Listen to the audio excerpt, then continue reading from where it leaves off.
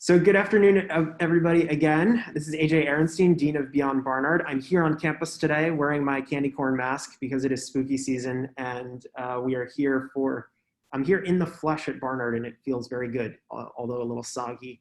Thanks for joining. For those of you watching at home, today's conversation is with Shannon Galliotto, and it's our fifth and final day of a week-long series introducing consulting.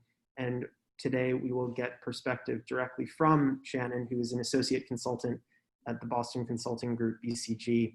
So I thought we'd just kind of dive right in. The way we'll do it today is I've circulated some questions with Shannon prior to our conversation. We'll spend some time looking at those. We're a relatively small group today.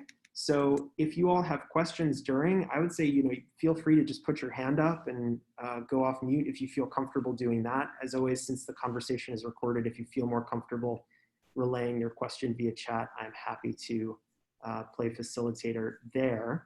But first, can we start with a nice Zoom emoji applause for Shannon taking some time out of her Friday, which I think under normal circumstances would be in office day, but I don't even know if that's right for BCG. We could talk about that.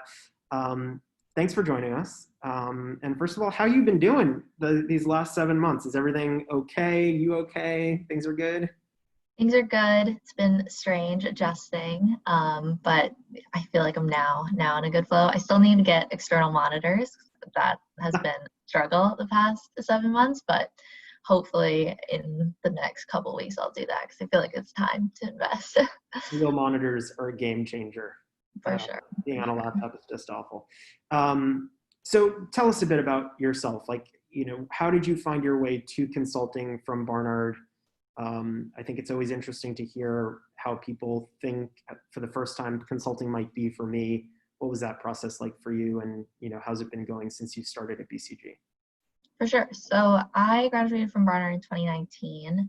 And back, I guess this was the time of my sophomore year internship, I was working at a Department of Energy lab out in Eastern Washington.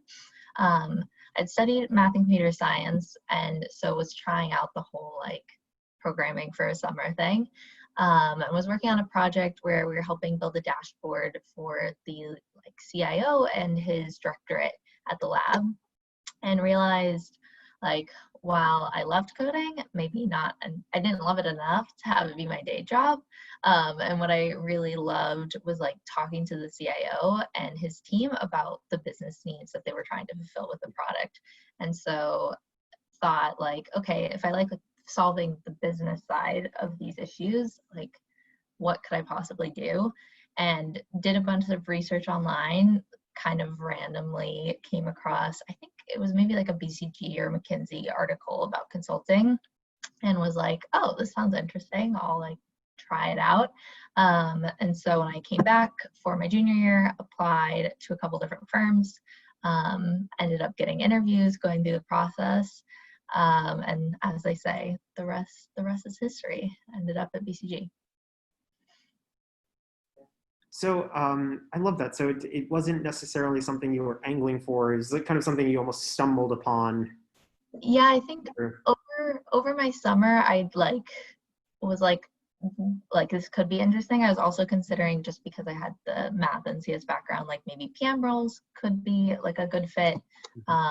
Consulting, recruiting happened before, and so that's what I ended up doing. And then when I did come back to campus, I assume you guys still have some sort of, I don't remember who the person was, but a woman came in and talked about consulting interviews sometime in the fall. I think it might be. Yeah, I mean, this is kind of this week is a version of providing an overview on all of the steps. So went to one of those sessions and was okay, I think I could do this. So that's kind of what kicked it off for me. So once you got into the recruiting process, what were some of the markers that you were okay, not only am I pursuing this and it seems to be going well, but I think that I actually would be interested in the content of the work? What are the things that students should be thinking about, that resonated with you when you were thinking about consulting and making it a real possibility? For sure. So once I started going to coffee chats and things, I think that's when I realized oh, this actually could be a great fit for me. I think one of the main benefits of consulting is the flexibility to try a bunch of different things and get a really wide breadth of experience in like your first 2 years out of college. As someone who like still, to be honest, doesn't totally know what I want to do like 10 years from now, 15 years from now, the opportunity to try out a bunch of different industries and a bunch of different what we call like functional practice areas. That would be like marketing versus ops versus like a big transformation, like the optionality to just try a bunch of different things, work with a bunch of different people to like figure out what it is that you actually like is a really cool opportunity. So I think that's one of the big things. Also like the opportunities that consulting provides for like career growth, like early career growth. I think the firms do a really great job of connecting you with a bunch of different like high level people in a bunch of different fields. So if networking is something you want to do while you're on the job, it's really easy to do. BCG offers sponsorship for grad school, which is really awesome. So I did like 2+2 applications and now know if I want to go to business school. I just told my school that I won't be going next year, but if the following year I want to go, like I know that it's totally an option that BCG will likely pay for it, which is awesome. And so I think like the amount of options that come out of a consulting job within your first couple of years is really unparalleled. Can you drill a little bit more into, and maybe if you can use examples, I know you can't divulge specifics of actual client names, but we hear this a lot from actually both students and alumni who've gone into the field, that you get a breadth of experience in different industries. But what's the content of that experience? Like, what does that look like? Are you interviewing people to understand what their work is? Are you actually looking at the books? Like, what kind of exposure are you getting to get that understanding of a different industry? For sure. So the answer to this is like, it really varies. And I'm sure this is the answer that you will always get. I can give you like a couple different examples. So right before COVID, I was working with a professional sports team and we were helping them build out a basically like loyalty or membership strategy. And so that was having interviews with senior stakeholders at the organization to decide like what's the target audience for this, working really closely with the marketing team to embed it with their existing plans, doing benchmarking and talking to senior leaders in other like professional sporting arenas, whether locally in the United States or national or internationally as well, because they do a better job of loyalty programs. For example, I got to learn a lot about like Liverpool and Chelsea football clubs because they have really great programs. So like that was very much interview heavy and a lot of like qualitative analysis, versus the project I'm on right now. I'm working with some data scientists standing up a digital use case that's going to help a distributor predict cost with their suppliers. And that is very much like hands-on numbers in Excel, like getting actual transaction data, like millions of rows of data from the client, and then using that to like build a tool that will help them predict costs. So like very different across the board. I think like the type of work you can do is super varied. And it's a great way to try out a bunch of different things while you're just starting out. Yeah, I like those two examples a lot because, I mean, you're talking not only about very different industries, but you're also making a point that I think we talked about a lot this week, which is, qualitative research is valued, right? So you happen to be a math and computer science person, but I imagine you're around colleagues that come from lots of different intellectual backgrounds. And I just appreciate that you called out in the first case. It sounds like that was a lot more of almost like an ethnographic project, like something that an anthropologist would be good at from work at Barnard or a sociologist or something. You've mentioned already, you said coffee chats, those magical informational interviews that are so endemic to the consulting recruiting process. What was your strategy for picking people out of the alumni hat to connect with? How did you plan your networking and connections? And what's the advice that you wish you had about building up your network as you were exploring options in consulting? For sure. So I will say I did a terrible job of networking. Like did not pre-plan at all. I did like 3 coffee chats total, one with BCG and 2 with McKinsey, and that was it. And then I applied to 2 other firms as well. And like of those, I got interviews at BCG and one of the other firms, but not McKinsey or the other one. So like, for me personally, I didn't see a super strong correlation. That being said, if I could go back, I would tell myself, do not do that. Like, I feel like getting the interview is like such a fluky process. And so to the extent that you can reach out to people, definitely do. I would say like now is probably not the best time to do it because recruiting season is in full swing. And so like, I know that I have like a full calendar full of recruiting responsibilities. But if you are like a first year sophomore or junior thinking about full-time ops, like reaching out January, February, March, like that's a great time to do it because people's calendars from like recruiting commitments are a lot lighter. And then you can actually build up a relationship with someone and have check-ins. Like if you reach out in like February, talk to them, give them an update in May, like I'm going off to intern at X, Y, or Z place. And then when you come back, be like, this was my internship experience. Like you can build up a little bit more relationship versus I had a couple of people reaching out to me like right before apps were due. And I'm happy to talk to people to give them advice, but like from a like getting the interview perspective, like not really going to be a help if we talk for like 15 minutes right before the interview is due or the application is due. So I guess advice, don't do what I did and like pre-plan. If you know consulting is something you're interested in, like start thinking about who you might want to reach out to, and then probably sometime in the spring start making those connections. I think that's really good advice. You know, the way that we put it often at Beyond Barnard is use your network before you need it, which is to Yeah. say, try to establish the relationships before the only thing you have to talk about is like the instrumental, immediate, emergent thing, and express your interest about consulting as opposed to saying, I'm in the recruiting pipeline and I would love a referral, Yes. which is the worst, probably the worst way to do it. So given that, given your experience so far, you know, what would you say has been the biggest surprise? You know, actually, let me back up one step. So thinking about coffee chats is kind of the first step towards being part of the recruiting process. I think the case interview process, part of the process is what intimidates students the most. It's what seems the most kind of mystical and, you know, very specialized in a way, endemic just to consulting. What's your guidelines? What's your guidance? What's your advice on prepping for that part of the process of trying to master cases? For sure. So on cases, definitely start early if you can. This is another example, kind of just because I came to consulting kind of late. I didn't start prepping until I had turned in all of my applications. And that led to, like, to be honest, several hours of casing every single night leading up to my first rounds, because the process moves very, very quickly once you submit your application. I think it's, at least for BCG, it was like 2 weeks to first rounds, and then you had like a week, and then it would be final rounds. So the whole thing is very fast.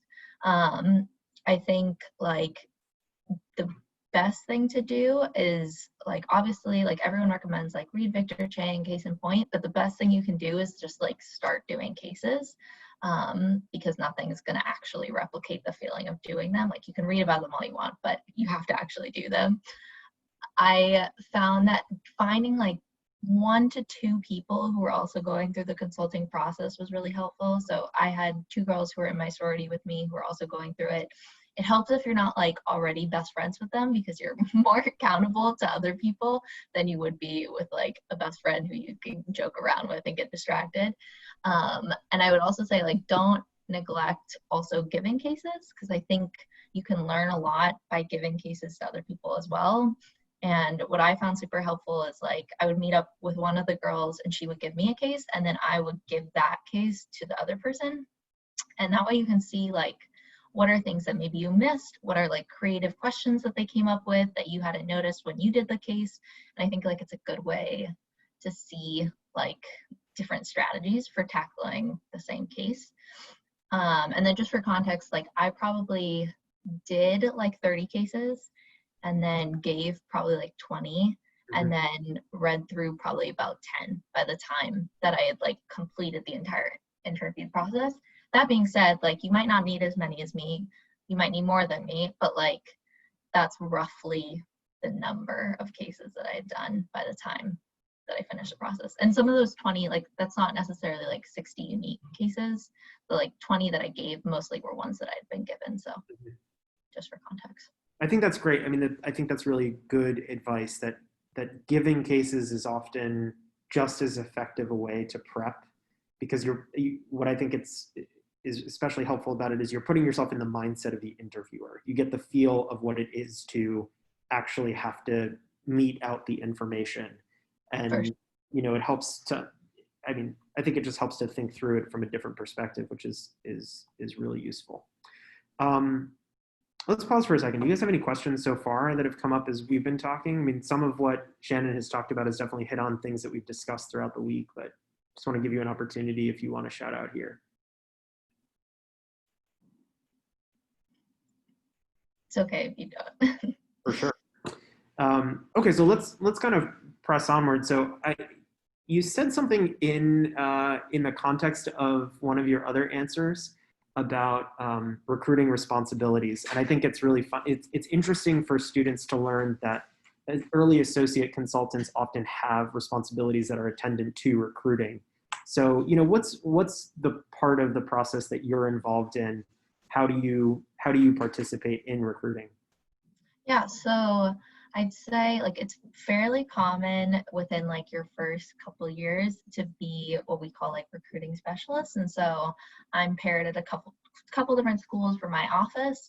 And so as we get interviewees who are coming, I am like reaching out to introduce myself, offer to answer any questions that people might have, run mock cases with them, and kind of being like a buddy in the process. So while we're in like the heat of recruiting season, that's the majority of recruiting commitments. And then I've also been on a couple of panels. I got to do a panel over the summer with like 1,000 students who were interested in consulting. So that was really cool. I love doing the recruiting stuff. I think it's really fun to talk to people, and like I remember being very stressed and like not knowing what was going on in the process. So it's fun to help people hopefully feel a little less stressed. For sure. I mean, so how do you suggest keeping an even keel about the process as you're in it? Like, what are some strategies for? Is it just kind of like the more you know, the better, or is it like I often say, and I'm actually curious to hear if I'm giving it good advice or not, that one of the things that case interviewers are looking for is your capacity to remain balanced, to remain cool, to remain client ready, even if you're not doing well in the case. But what are some strategies for just kind of developing that kind of, stress management capacity? For sure. So I think that that's definitely part of it, especially at least for me, like doing math in front of people, even as a math major, I was like, I do not like this. Like, this is stressful. And so I think like as much as you can practice the most stressful parts of the cases in front of other people. And like I said, like if you can practice with people who aren't your friends, you're going to feel more pressure to like get it right, because it's going to feel like, oh, they're going to judge me. So it's a good like way to replicate the process. And then the piece of advice that I got while I was going through the process, actually from a BCGer, that was like the single most important like mental unlock for me, was that the person who's interviewing you wants you to do well. Like, the best case for them is that you kill the case. They don't have to guide you a lot. They can say like, this person's amazing. We definitely want to hire them. And then the company has a ton of great people to choose from. Like, that's the best case. They're not waiting for you to trip up. Like, they want you to succeed. And so I think while you're in the room, obviously like interviews are stressful. That's just like part of an interview. But if you can remember that like they're on your team and that they like are going to be helping guide you through the case, rather than like they're going to ask me trick questions so that I mess up and then they can say like no. Like, I think that for me at least mentally was a big unlock while I was going through the process. I think that's really helpful to understand that they're really supposed to be more conversation than interrogation. But I also want to shift gears a little bit and just think more about the culture of the firm. I think consulting has, I think, a relatively good reputation industry-wide. It's certainly at BCG, McKinsey, and Bain for gender balance in the workplace. I'd be curious to hear any thoughts that you can share about, opportunities that you've pursued, particularly as a woman in the firm, opportunities to be mentored by other women, and then obviously right now, diversity, equity, and inclusion are on the minds of all of us, perhaps even more so at Barnard than in a typical recruiting year. And I'd be curious to hear some of your experiences with, firm-wide efforts to advance those important issues in your time, in your kind of, I know you've only been there for a year and a half, but anything you can speak to there, I think would be helpful. For sure. So on the first part about being a woman at BCG, I'm like a very active member in Women at BCG, which is an affiliation group that we have. There's also Pride at BCG, Black and Latinx at BCG, and Veterans at BCG. So if you do fall into one of those categories, there's a group for you, which I think is super great. We just had last Friday our NAMR, or North America wide Women at BCG ANC, or Associate and Consultant Conference. So for people within like the first couple of years of their career, because I do think like there definitely are issues that impact like the younger cohort of people that maybe the like older cohort aren't facing as much. And it's nice to have a space where the conversation's less around families, because I think that oftentimes when people are talking about women in the workforce, it does gear more towards like how to be a mom in the workforce. Just look at the Supreme Court hearings this week, right? Yeah, but like for most of us a couple years out of college, we don't have a family. And so it's a really nice space to be able to have those sorts of conversations super openly. And I found that like everyone at BCG has been super open. So having those sorts of conversations, some of my best conversations about like women in the workforce and specifically women at BCG have been with one of my mentors who I worked with over my internship, and he's a man, and like we've had like very in-depth conversations about BCG's recruiting of women, retention of women, like how can BCG be better at like keeping people in the pipeline. And so I think like there very much is an open culture and people are very willing to have conversations, which is great. And then on the racial equity piece, obviously like the events of the past summer have led, like already was a topic at BCG, but very much front and center right now. In the Seattle office, in like particular, there are multiple cases going on right now on racial equity work, both internally, like within BCG as a company, and working on recruiting and retention, and like how can we be a firm that supports our like Black and Indigenous people at the firm, and then also externally with our clients, like helping them think about how they're being mindful of diversity, and doing the like most that they can do, especially given this political environment. So I think it very much is a hot topic right now, and hopefully will continue to be going forward, because I think it's interesting to hear you talk about these groups at BCG, which almost sounds like college again, having like almost student identity groups in the context of your actual firm, which I think is a pretty unique facet of some of the big consulting firms, right? There are other places in industry that have those. So what do you think is the most surprising thing about your job since you started? Like, what is the thing about consulting that you didn't know was going to be part of your work until you were actually in it? I think the most surprising thing has been like how much ownership you have from like day one. Even as an intern, I very much came into it expecting like I'll be doing like helping someone out on their tasks, and then doing like intern things, like making sure everyone has lunch. And I think like that partially was just my ignorance of the process, but I think like you really are entrusted from day one to have meaningful chunks of work, and it's very much a conversation that we have about like what we call owning your module, or like owning the piece of work that you're working on, and that means like you're entrusted to run the analyses, you're entrusted to then go and present them to senior clients. But I presented to clients during my internship, and since then have gotten to do presentations and weekly meetings with a CFO of a major retailer, and presented to a CEO of a major distributor. So like you get a lot of really cool opportunities to own your work from day one, which I think in other industries, there's more of a tendency to like you do your work and it's kind of insular into your team, and you're presenting up to your manager and then they go and present it to their manager. But in consulting specifically, you do have a lot of opportunities to work with very senior folks at companies, which is very cool. How did you manage that? I'm just curious, how did you manage this? That's got to be intimidating when you're walking in the first time and, you're 22, just like 6 minutes out of college, and they're like, okay, you're going to meet the CEO of this distribution company. And, what was your reaction? Like, what did that feel like? And how do you think you dealt with it? I think like at the beginning it's very scary, to be honest. Like that was definitely my biggest like place of uncomfort with consulting. I felt like I was coming in with a lot of analytical background, so like a lot of the day-to-day work that's more of like the analysis side I felt super confident with, but presenting to whether it be like large groups of clients or senior clients, I was very nervous about. And so over the past year, I feel like one, you become just more confident in yourself with reps, and like the biggest thing is just getting in front of people more often. I think people place a lot of trust in you to like keep trying and keep practicing, because it definitely could be rough at the beginning. And then I think also specifically at BCG, there's a lot of really great training resources. So I've been able to meet, pre-COVID was meeting like every couple weeks, like every 2 to 3 weeks, with our like learning and development coach in the office on different tactics for public speaking. We also have different outside consultants come in and talk to us about public speaking, so you can make one-on-one appointments with them.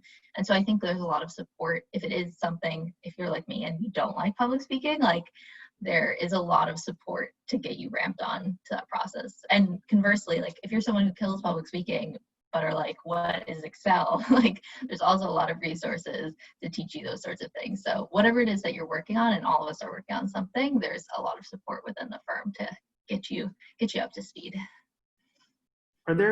You mentioned Excel there, so that made me think about skills that I know that I didn't develop in the context of college classrooms and mostly came from internships. But what have you found to be the kinds of skills and experiences outside the classroom that best prepared you for obviously you were an intern at BCG before you returned as full-time, but what other kinds of experiences turned out to be formative at Barnard for your success now?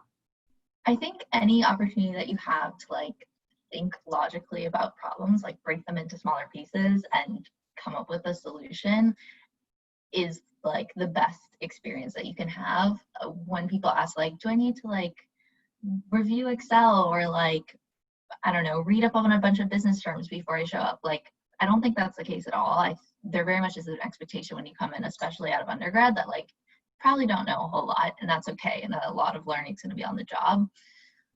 But I think like the practice of being able to break down problems into smaller problems and tackle them individually, similarly to how you would do in a case, like that's a skill that you can get in basically anything that you do, but will come into play in every single case that you're working on when you're at the firm. It does seem to be like that. Okay, so that process is often, I think, just kind of described as critical thinking. The capacity to break problems into their constituent parts and then actually march through those constituent parts.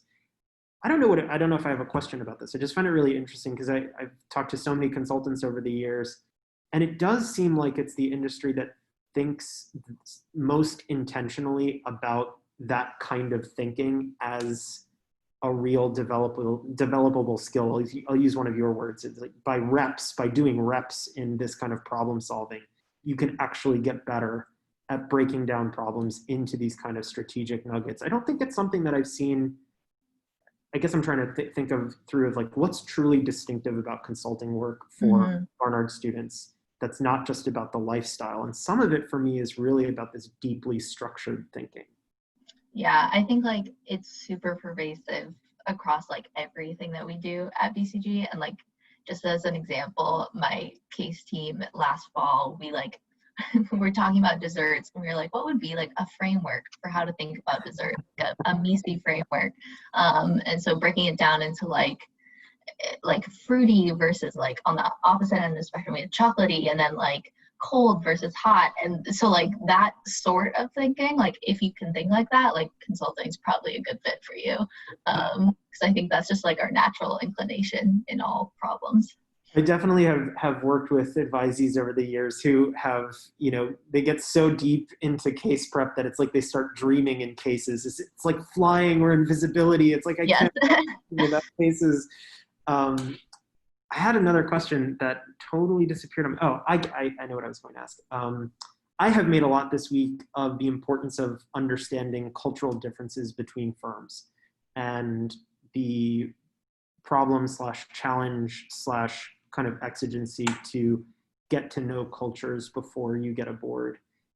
How much, I mean, is that like, what do you think is distinctive about BCG? I'll let you be a fan of BCG since you work there. Like, what's distinctive about the culture there? But also, like, how do you really get a sense of the culture of a place before you spend any significant amount of time there?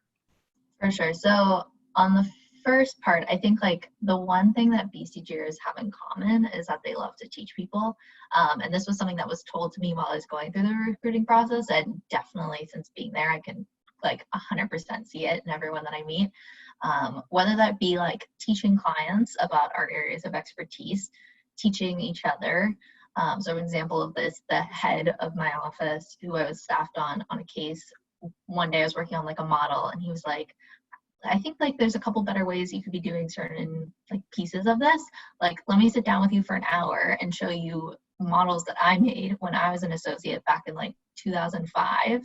And we can just like walk through it together, which like he is the most senior person in our office. Like by no means should he necessarily be working in Excel anymore. But like that instinct to go out of your way to help other people, I think is very, very innate to BCGers.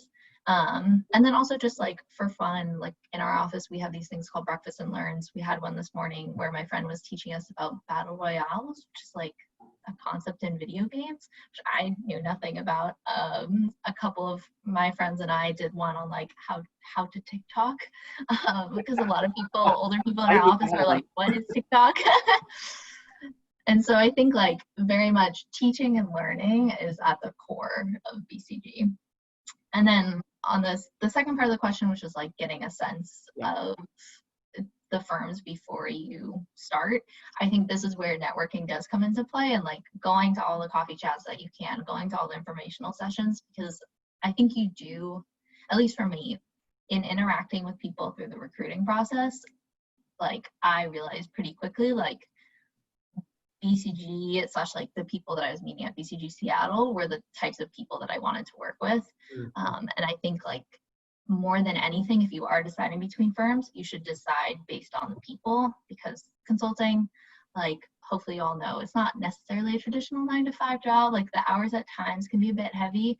And so at the end of the day, you want to be working with people that you like.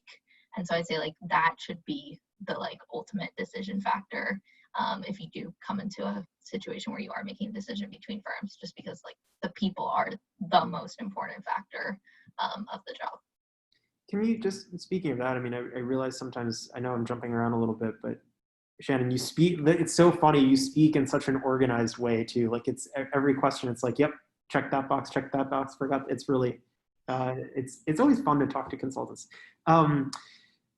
Okay, so tell us about like in non-COVID times, tell us what a typical week looks like for you. What are those weeks that have heavier amounts of hours? What are the lighter weeks? And then, you know, how has that changed in COVID? Obviously, you're not getting on a plane, I imagine, going anywhere. So maybe give us before and after. So pre-COVID, and I will preface this by like, there is no like typical, like every week is different generally. And I'll also say like, I have only worked locally. I really love working locally. So I've deliberately only sought out local opportunities, but I'll say like, I know traveling is probably why a lot of you are interested. So I'll give like a traveling case example. You would fly out on a Monday morning to the client. I think people typically take like 7 or 8 a.m. flights, so you're waking up early. You get to the client probably around like 10 or 11, and then Monday through Wednesday typically are slightly heavier in like working hours. And so you'll go to the client site, probably work at the client site until around dinner time, and then either like people will go out to eat with their case team, or people will order in food and go back to the hotel, but you'll eat your food, and then generally people get back online for a couple hours, and then you log off. I think like laptops down for me Monday through Wednesday is normally around 10. That doesn't mean that I'm like working until 10, but I'm like somewhat online until 10. And then Thursdays, because they're a travel day, are always lighter. And so you get to the client site with your little suitcase. People leave like sometime in the afternoon between like 2 or 3, get on flights to go home. And then you like really would never work past like 6 on a Thursday. Like that's our goal on my case team, to like pencils down at 6. And then Fridays are in the office. And so that's a really great opportunity. There's always like lots of office events going on. We have in our office lunch for the entire office on Fridays, which is super fun. And then we also have breakfast. So I'll have generally like a leisurely breakfast, and then catch up with people at lunch. And then at least in my office every Friday, there is either a formal or informal happy hour. And so by like 4 or 5, probably wrapping up work and then starting to move into the kitchen, and everyone's just hanging out and catching up on the week. But yeah, that's like the flow kind of normal week. Mm-hmm. So during COVID times, no travel. Yeah, no, for sure. But it's like, does the work then just extend? Like, I think many of us have found that our work-life balance, the barriers between those two is really blurred, right? You're either always on or. Yeah. So I do think it's definitely an adjustment, and for sure when it first started, I was very much like, I need to figure out like how to create those natural breaks, because you're not relocating from the client site home, and like you have to deliberately schedule out that time. I also took 7 weeks off over the summer. BCG offered the flexibility to take some extra time off, so I did vacation for 3 weeks and then took a month like off on a leave of absence, which was amazing. So I haven't worked as much as I should have on COVID, very deliberately, because I was like, I don't know how I feel about this work from home thing. But now that I'm back, I found that I've like been very intentional about blocking out time. And I think people are super receptive when I say like, I'm going to take off like 5 to 7, I'm going to eat food, I'm going to go on a walk, get some sun while Seattle still has sun. And then I'll be back online later if you need me. And I think people have been like super receptive to that. And like as a whole, like the firm very much is adapting, and hopefully we'll be back to normal sooner rather than later, knock on wood. But definitely a bit different in COVID times. So let's talk about, I'd love to hear about you, like how, now that you are, a little more than a year, almost a year and a half in, how have you rethought your trajectory? I mean, do you think, I know that the firms have a reputation for up or out, and you get this like pivot point moment. You said you'd already decided you're going to push business school a year. Is that, is there an industry that has started to attract your attention? Like, how are you starting to think about next steps? So I like still very much playing things by ear. I think industry-wide, I've done a bunch of work in consumer kind of randomly. Like my internship, I got on a consumer case and loved the people that I was working with, and then came back, got staffed with the same people, and just like kept hopping with them from case to case. To my point about like working where you like the people, like I love those people, and so I will follow them to any client. And so I think like out of my combined year plus internship experience, probably like 3/4 of my time has been spent in consumer. And so definitely like longer term, that would be like the type of industry that I think I would be interested in. That being said, like I have no immediate plans to leave BCG. I'm definitely exploring B school. It's nice to know I have that as an option. Also thinking about potentially going on secondment, which is where you leave. It's kind of like an externship. You like leave for 6 months to a year and work at, typically it's one of our clients, but you can also go to another place as long as you get it approved, which is really great because you still have a job at BCG and now you can come back and you accrue, I think, half tenure for most of them. And so you're still moving along. But it's a good way, especially as someone who came to BCG straight from school, like a good way to work somewhere else and like see what the real like quote unquote real world, like client world looks like. And then there's also like internal secondments that we offer. So I'm considering like a digital rotation, which is where I'd be able to work with the sorts of teams that I'm working with now on this like data science-y project. And as a math and CS major, that would be super cool. I think we also have like a social impact one where you do only social impact work for a year, which a lot of people are super interested in, and one of my friends did. So tons of different options. I'm kind of waiting and seeing like when we go back to working in the office again, because I feel like it'd be silly to go on to comment if I can't be in person at a client. But we'll see. TBD. Yeah, I think that makes total sense. I think so many of us have put different parts of our decision making about life on hold in different ways. So I think that certainly resonates. Meredith is asking a question that I think is it's an important one for any Barnard conversation about careers. How did your experience in the liberal arts, how did your liberal arts background shape your experience in consulting? Like, how does it affect the way that you've done the work? I think so one of the benefits, and this isn't totally answering the question, so I'll try to be more direct about my answer after, but like one of the benefits of coming from a liberal arts background is you do have an experience like working in a bunch of different, not industries, but like types of like studies and types of schoolwork. And so I think like having already like a breadth of experience that you're coming in with, you're going to be able to have a bunch of different perspectives on the work that we're doing, which is awesome. I will also say like by no means do you need to come in with an econ background or like business background when you're applying. I don't think anyone in my intern class had like a pure econ. That's a lie. One person had a pure econ major. The rest of us were all like pre-med or computer science, or I think there was maybe someone who's like women's studies, like totally different. Like by no means you have to have like a traditional business background. Yeah, I think just like having experience like working and like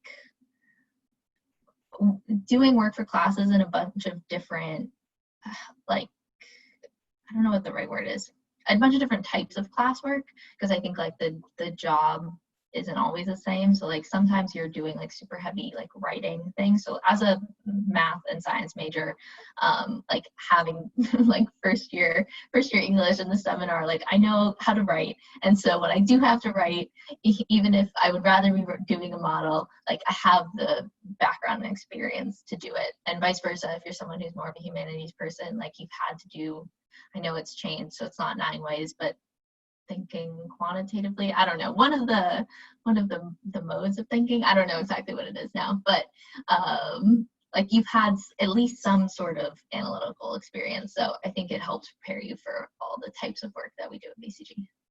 Yeah, I mean, I think I've heard variations on this kind of answer in the past. It's like everybody at Barnard is a quantitative thinker. Everyone has to take classes that use both sides of their brain, and so that kind of flexible thinking, I imagine. It seems like some of what you were gesturing towards in your answer, like thinking about multiple things, being able to balance multiple ways of thinking, all comes in handy when you could be working for a sports team one week and then a consumer packaged goods company the next. For sure. So I want to make, is it Tara or Tara? I always want to make sure I got it right. It's Tara. Tara, great. So Tara's question is, having done consulting interviews, what do you think are the distinctive qualities that companies are looking for? How do you suggest we develop some of them as students? We talked very nitty gritty about like, what kinds of, I think the way I asked the question was almost like technical skills should you learn. But yeah, do you think there are specific qualities at BCG aside from this, everybody's a teacher, or just qualities that you've noticed, habits of mind that you've noticed among colleagues in other firms in consulting generally that you'd want to point out? I think like a lot of other jobs, like consulting companies are definitely looking for situations in which you've shown leadership. So like whether that's in a club, in a class, in a prior work experience, like any opportunity you can have to highlight that will definitely help, and will definitely come up during the behavioral part of the interviews. Like I think a lot of companies do like the describe a time when you showed leadership on a team where you didn't have a leadership role, or some sort of variation of that question. So that's definitely one thing. I think the quantitative stuff, like they do definitely look for it if you are like not a STEM student. Like if you have any sort of analytical experience that you can call out, even if it's a part of a class, I think definitely worth mentioning, because that is like a fairly big part of the job. I'm trying to think other things. I think those are like the two main things, are like leadership qualities, because they want to know that you can stand up in front of a CEO or CFO and present and like come off well in a room, and then also be able to do the analysis that we do as part of the job. I'd say those are the two big things. I've heard before and suggested, I'd be curious about your experience, that, you know, your capacity to collaborate. I mean, you have to go on, you're away 3 days a week with a team of 5 people, and, you know, being able to actually operate in a team environment seems to be a skill that a lot of folks look for as well. Yeah, for sure. Like any experience you have working in like a project-based setting, because every type, like you're never going to be operating as an independent person. So any sort of project experience that you have, super helpful. And then the other thing, just when you said like you're going to be away with 3 to 5 people, like reminded me of this. Like when you're doing interviews, like a big part of it, obviously it's can you do the case, but a big part of it also is, are you a person that we would want to your point, AJ, like have in the room with us for like sometimes a lot of hours. You're going to be stuck on a plane with them. And so I think people in prepping for cases sometimes can neglect the behavioral part. And I think it's just as important, if not more important, especially by the time you get to final rounds, because they know you're smart. They know you can do a case, but like then it becomes much more about fit, both for you and for the firm. So like you making sure that the firm's a good fit, and them making sure that you're a good fit. So I think like being the type of person who works well with others and is a personable person, which as Barnard students, I'm sure all of you are, that becomes super important. I think that is such important advice. It's something that I've tried to underline as many times in red ink as possible, that like case interviews, as largely as they loom over the process, it's still not about getting the right answer 100% of the time. Like you have to be able to show people your thought process. You have to be able to sit in a room and actually, you know, be with the other person and move towards some sort of productive outcome. Roxanne put a question in, so I want to get to hers as well as we kind of run down the clock here. So as a sophomore learning about consulting, hearing your story into consulting from Barnard has been really enriching. Awesome, glad to hear that. Always like to ask this question because I think it balances perspectives on prospective jobs and industries. What is the most challenging part of your job? And if you could change one thing about it, what would it be? Good question. I'd say the most challenging part is probably also like what I think is the best part of the job, and that is that you're working in very different contexts, like fairly frequently. And so like the ramp up process of a case is always a little tricky and a little stressful, especially when you're working in a new industry. Like the case I'm on right now, I certainly had never, like I knew nothing about distribution. And before this, I was on a case with a like UCaaS provider, like unified communication as a like software as a service. Like I was just like, I don't know what any of this is, which is part of the reason why I love consumer work, because like I know what the products are, or I can like wrap my mind around it. But I think like the ramp up can be hard, and I think like BCG definitely does a good job of supporting the process, and like there is an expectation of like your first week you're probably not going to be doing as much like quote unquote real work, and very much it's going to be reading materials.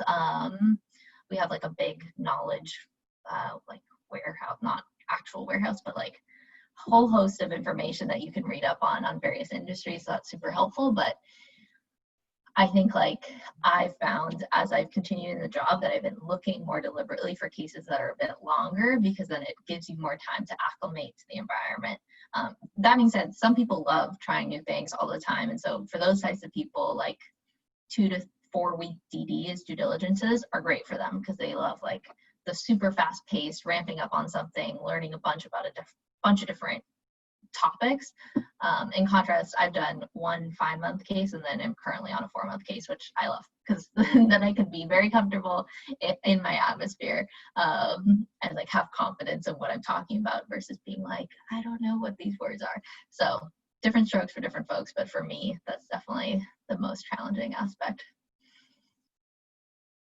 Would you change any of those things? That's I think like I said, like that is like also the best part of the job.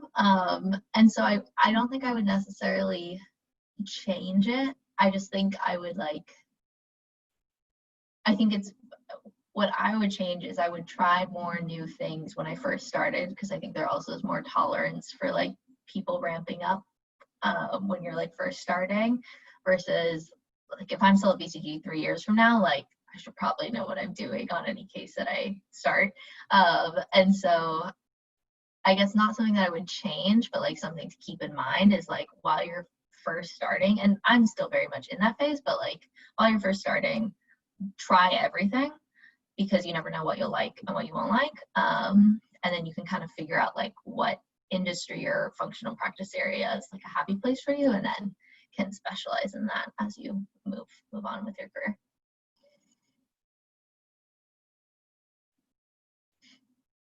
So I think that's really good advice for work and for classes alike. And as we're coming to the top of the hour again, I just want to say, Shannon, thanks for taking time out of your Friday. I think I can throw in a, yeah, I can do it too. There we go. On your little clapping icon. Thanks to all of you for coming out to your virtual room. I still say coming out for some reason.